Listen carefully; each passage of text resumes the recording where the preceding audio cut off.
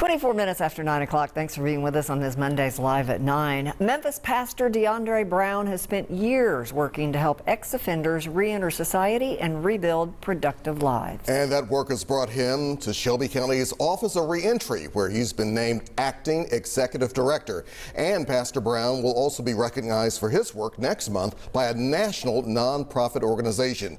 And he knows firsthand why this work is so vital. We're live this morning with Pastor DeAndre Brown. Pastor, welcome back to Live at 9. Good to see you. First and foremost, congratulations on this new position of yours. And for those who don't know, when I was first reading about this is very personal for you because you actually spent, 2 years in prison yourself, did you not? That's correct. Thank you guys for having me on this morning. I did spend a total of 25 months in both state and federal prison. So the work is extremely personal to me because every stride that we are able to make is not only a stride for the men and women that we serve, but it's also a stride for my personal life. I think sometimes people forget God has blessed me, and maybe they assume that since I've been blessed by the Lord that I don't have these same struggles. But in the state of Tennessee, once you're a felon for life. And explain why, because many people may not realize this is also about all of us in the community, regardless of whether we know personally anyone who has spent time in prison. Why does your work affect all of us? It affects us all. I want to first thank Mayor Harris for the foresight to see, to allow me to operate in this space. It's important for all of us to realize that 95% of those that are incarcerated are returning home. So they're going to be your neighbors, they're going to see you in the grocery store, and it makes more sense for us, if we're going to spend money on incarceration, to see it as an investment as opposed to a liability. And if we see it from the perspective of being an investment, we are able to build healthy, healed communities where every man and woman can become positive and productive. So, Pastor Brown, kind of break this down for us. Regarding the Office of Reentry, what types of skills can you help give so many individuals out there? Are they technical skills? Are they vocational? What are we talking about here? I've been blessed to have a great foundation left for me to take over. We have programming inside the prison, and we also have programming on the outside of the prison. The pandemic has slowed us down just a little bit. I'm in the information gathering stage now, but we do have soft skill training. We have hard skill training. Men and women can leave here with certifications, have career paths. So we're putting them in position and setting them up to be successful. We want to be the one-stop shop. So if a man or woman needs assistance, we should be able to provide it for them. Because if they do the work, we lose the recidivism factor. Because if you can get a job and that sort of thing, and education, learn new skills, you're less likely to return to crime to support your family. Some people might say, well, wait a minute now, they broke the law, do the crime, do the time. But in a way, doesn't that just costs us all, I would think?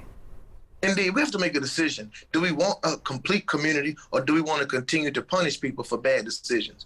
Because if we want a complete community, we have to give men and women that have made some bad decisions the opportunity to regain their rightful place in society. And it's going to take all of us working together collectively to establish a great community where everyone feels a part.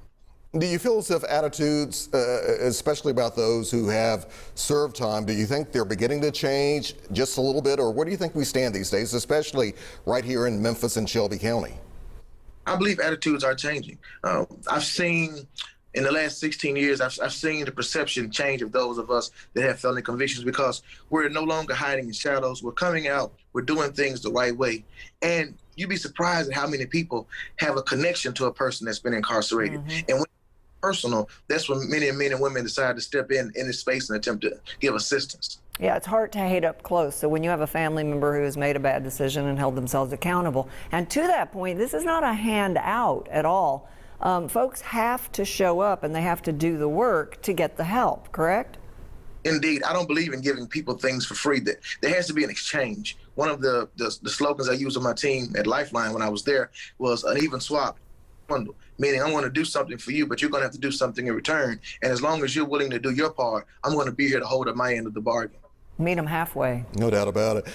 Obviously, you've had a chance to kind of talk up close and personal to so many people over the years, especially the 12 years that you were a part of Lifeline to Success. But what about maybe even some of the victims out there? Do you ever talk with those families? What are they saying about this second chance? I've talked with a lot of victims, and most of the time, a victim, when when they see a person is attempting to right the wrong, they understand that nothing can change what has taken place. But if a person is sincere about attempting to right that wrong and willing to do what's necessary to operate in our society in a positive way, victims are generally, I can't say that's 100% across the board, but they're generally supportive of those efforts. And real quickly, is there anything, I know you've only been in the office and training a couple of days, but is there anything that you see the Office of Reentry not doing right now that you would like to add? Not right now.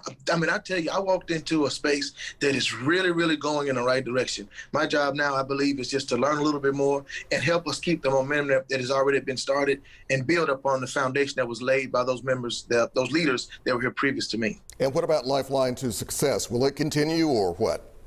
Lifeline Success is going strong. Vanessa Brown, my wife, has stepped in instead. We founded it together, so she knows all the inner workings. And the team understood that it was their job to continue the legacy. While I may have been the face of Lifeline, the men and women are the actual program. Well, thank you so much. Really appreciate your work and your time. Pastor, thank you very much. Good to see you this morning.